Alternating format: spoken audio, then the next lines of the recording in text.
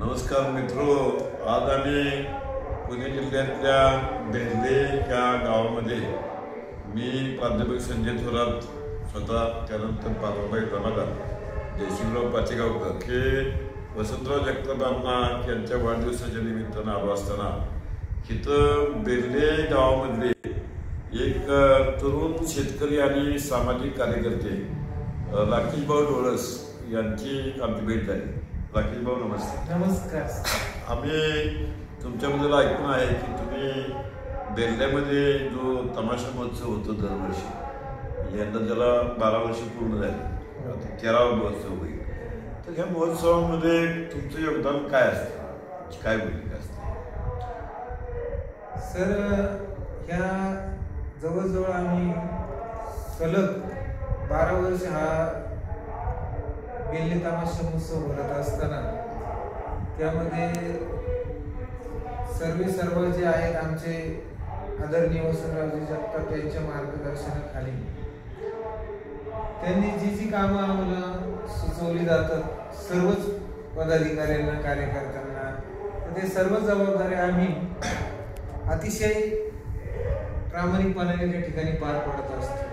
मग अगदी पाहुण्यांच्या येण्या जाण्यापासून, त्यांच्या राहण्या पाण्यापासून, खाण्यापिण्यापासून तर त्यांचं शेवट जाण्यापर्यंत त्यांची सर्व व्यवस्था त्या ठिकाणी आम्ही जबाबदारीने पार पाडतो. स्थानिक पातळीवरती बेल्ले तमाशा महोत्सवाचं जे संयोजन आहे, बाहेर येणारे प्रेक्षक असतील किंवा कलाकार असतील, यांना सुखसुविधा देण्यामध्ये तुम्ही अग्रभागी असता. पण आता 12 वर्ष हा सलग तुम्ही आहेत. 12 वर्ष ह्या तमाशा महोत्सवाचं आयोजन केल्यानंतर ह्याचा तमाशा क्षेत्राला, कलावंतांना किंवा प्रेक्षकांना काय फायदा होतो असतो? तसं पाहायला गेलं तर सर, गेले अनेक वर्ष या बेल्ले गावामध्ये संगीतरत्न दत्ता महाडिक यांच्या पुण्यतिथीनिमित्त व बेल्ले गावातील अनेक कलाक्षेत्रातील दिग्गज जे कलाकार मंडळी होऊन गेले त्यांच्या स्मरणार्थ विचारतो की संगीतरत्न दत्ता महाडिक पुणेकर हे इथं बऱ्याच वेळा त्यांचे रिहर्सल चालू बेल्ले गावात.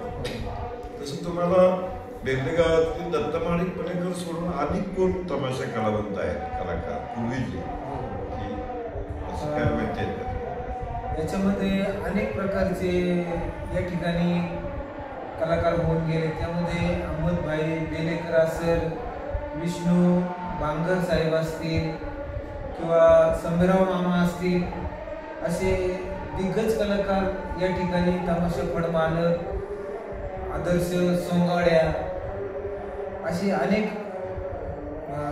तमाशा क्षेत्रातील कलाकार मंडळी या बेल्ले गावात होऊन गेली.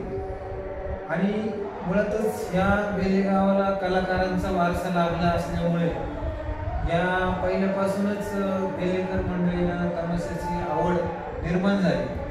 त्यातूनच आम्ही हा पुढे तमाशा महोत्सव त्या ठिकाणी साजरा करायला सुरुवात केली. तुम्ही बेल्ले गावाच्या तमाशा परंपरेबद्दलच्या बाकीच्या जुन्या कलाकारांची नावं सांगितली.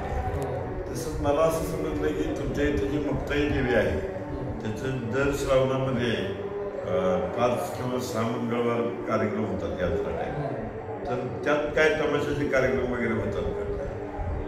हो सर, अनेक वर्षापासून ती बेल्ले गावाची परंपरा आहे का श्रावण महिन्यामध्ये 6 मंगळवार या बेल्ले गावचं ग्रामदैवत आई मुक्ताईची यात्रा या ठिकाणी संपन्न होत असताना आमच्या गावामध्ये जवळजवळ 6 आळे आहेत आणि 6 आळ्या मिळून प्रत्येक मंगळवारी वेगवेगळ्या आळेचा हा मंगळवार ही यात्रा साजरी केली जाते. त्यामध्ये मग प्रत्येक वर्षी वेगवेगळ्या तमाशा फडमालकांना या ठिकाणी संधी दिली जाते.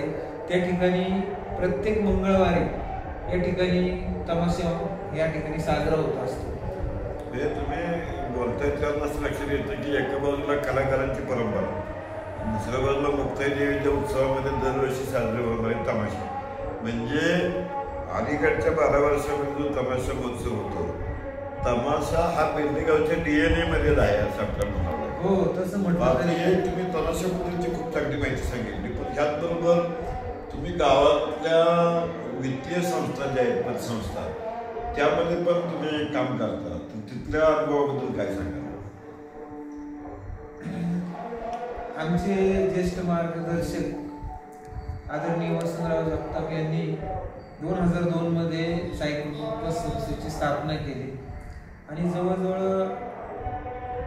23 वर्षे या पतसंस्था या बेल्लेगावामध्ये आहे. याच्यामध्ये अनेक शाखा त्या ठिकाणी बेल्लेगावात व परिसरामध्ये जवळपासची गावं, साकुरी असेल, या ठिकाणी लिंगाव असेल, मंगरूळ, पारगाव, बोरी, काळकुटी, आना अशा ठिकाणी त्याचा शाखा विस्तार देखील या ठिकाणी. किती शाखा आहेत अंदाजे?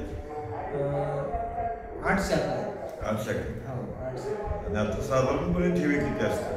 ठेवी जवळजवळ या ठिकाणी अंदाज सांगा. 51 कोटीच्या ठेवी. 51 कोटी दरम्यान ठेवी. या संस्थेशी तुमचा काय संबंध आहे? रोल काय, तुमची भूमिका काय त्या संस्थेमध्ये? म्हणजे आता अण्णांबरोबर काम करत असताना त्या ठिकाणी डायरेक्टर म्हणून आपण त्या ठिकाणी काम करत असतो. जे रजले गाजले गोरगरीब लोक आहेत त्यांना बँकेत सहसा लोन उपलब्ध होत नाही. तर मग अशा वेळेस आमची ही जी पतसंस्था आहे, सायको असेल, वैष्णवी मल्टीस्टेट असेल, तर आम्ही ह्या लोकांना त्या ठिकाणी त्यांच्या आर्थिक गरज भागवण्यासाठी त्यांना कर्ज पुरवठा त्या ठिकाणी करतो. त्याचबरोबर अनेक गावामधील गावाच्या जवळपासच्या लोकांच्या ठेवी देखील आमच्या संस्थेमध्ये अतिशय म्हणजे आमच्यावर विश्वास ठेवून, संस्थेवर विश्वास ठेवून त्या ठिकाणी लोक ठेवतात आणि अनेक वर्ष हा कारभार हा संस्थेचा अतिशय चांगल्या पद्धतीने त्या ठिकाणी चाललेला आहे. आता तुम्ही अनंतरी गप्पामध्ये सांगितलं की तुमचं डॉक्टर बाबासाहेब आंबेडकर आणि डॉक्टर बाबासाहेब आंबेडकरांनी धर्मांतर करून जो बौद्ध धर्म स्वीकारला, त्या बौद्ध धर्माचा प्रचार आणि प्रसार तुम्ही केवळ बेल्ले गावामध्येच नाही तर जुन्नर तालुक्यामध्ये देखील करता. तर हे काय उपक्रम राबवता तुम्ही?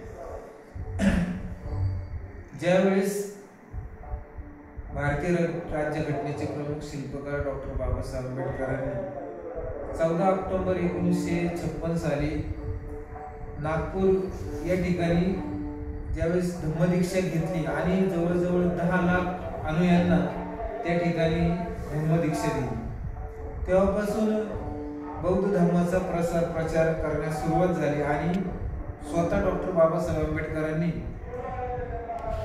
1954 साली दी बुद्धिस्ट सोसायटी ऑफ इंडिया तथा भारतीय बौद्ध महासभा या संस्थेची त्यांनी स्थापना केली. या संस्थेमार्फत हा धम्माचा प्रसार आणि प्रचार त्या ठिकाणी चालू आहे आणि बाबासाहेबांचे विचार किंवा हा धम्माचा प्रसार हे आपण समाजामध्ये नेणं हे आपलं एक काहीतरी बाबासाहेबांप्रती देणं लागतंय का, ज्यांच्यामुळे आज आपण समाजामध्ये मान सन्मानाने वावरतोय. तर त्यांच्या देण्यापोटी हा धम्माचा प्रचार करण्यासाठी या भारतीय बौद्ध महासभेमध्ये आम्ही काम करतो आणि तळागाळामधील गावोगावी जाऊन, खेडोपाडी जाऊन, घराघरामध्ये जाऊन हा धम्माचा प्रचार त्या ठिकाणी आम्ही समाजाला करत असतो. तुम्ही आता तमाशा महोत्सवातली तुमची कामगिरी जगताबांच्या सहकारी म्हणून पतसंस्थेच्या बाबतीत केलं तुम्ही काम आणि बुद्धिस्ट समाजाच्या बाबतीमध्ये आता आपण बसलोय की तुमच्या वाचनालयाची जी इमारत आहे आणि ह्यातनं काही पोरं स्पर्धादक्ष पाहिजे हे तुम्ही सांगितलं. तेव्हा ग्रामीण भागात काम करणाऱ्या बहुजन समाजातल्या तरुण कार्यकर्त्यांना कसं काम करावं चांगलं याचा तुम्ही आदर्श वस्तुपाठ आहात. आता तुम्हाला शेवटचा प्रश्न, हे सगळं करताना म्हणजे जसं आपल्या मातृभूमीवरती आपलं प्रेम पाहिजे तसं आपल्या काळ्या आईवरती तुमचं प्रेम आहे असं मला जगताबांमध्ये माझ्या सांगितलं बोलताना. शेतीच्या बाबतीत तुम्ही अनेक वेगवेगळे प्रयोग करत असाल, तेव्हा या तुमच्या शेतीबद्दल तुम्ही काय सांगाल? काही वर्षापूर्वी वडिलोपार्जित शेती होती थोडी आणि त्यामध्ये पारंपरिक शेती करत असताना मग नवीन ठिकाणी जाऊन कशा पद्धती आधुनिक पद्धतीची शेती करायची हे पाहिल्यानंतर आपण ते प्रयोग स्वतःच्या शेतामध्ये करायला सुरुवात केली आणि करता ज्यावेळेस 3 एकर क्षेत्र वडिलोपार्जित असताना मग शेतीवर शेती डेव्हलप करीत आणि काही शेती स्वतः आपण त्या ठिकाणी घेऊन त्या ठिकाणी वेगवेगळे प्रयोग, आधुनिक प्रयोग शेतीचे, सेंद्रिय शेती त्या ठिकाणी आपण करीत 2 त्या ठिकाणी शेततळी जवळजवळ आज रोजी 50 एकर बागायत आपली त्या ठिकाणी आहे. तुम्हाला पाणी कुठून मिळतं?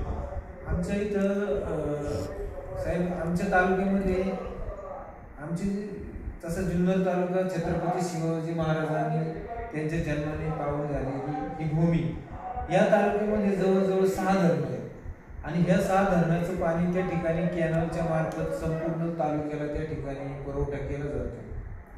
दक्षिणेला कुकडी प्रकल्प आहे, तसेच उत्तरेला पिंपळगाव जोगा प्रकल्प आहे. ह्या दोन्ही जे कॅनल आहेत त्यांच्यामध्ये आमची शेती असल्यामुळे आम्हाला त्या ठिकाणी पाण्याचा भरपूर त्या ठिकाणी त्या कॅनलचा फायदा होतो, पर्क्युलेशन होतं आणि आम्ही तिथून पाईपलाईन देखील करून आमच्या शेतामध्ये पाणी आणून त्या ठिकाणी स्टोरेज केलेलं आहे. 2 शेततळे आहेत, त्यामध्ये 1.5 एकरमध्ये एक शेततळे आहे 30 गुंठ्यामध्ये आणि मग वर्षभर ते पाणी आपल्या शेतीला पुरेसं होतंय. त्यामध्ये शेतीचं सर्व ओलिताखाली शेती आहे. मित्र, ग्रामीण भागामध्ये सामाजिक कार्य करत असतानाच आपला घर संसार आणि शेती देखील नीट सांभाळून समाजाच्या हिताची आणि उपयोगाची कितीतरी कामं करता येतात हे सिद्ध करणारे बेंडेगावचे राखीभाऊ डोळस यांनी आज आपल्या चॅनलला मुलाखत दिली. त्याबद्दल आपल्या चॅनलच्या वतीनं राखीभाऊ तुमच्या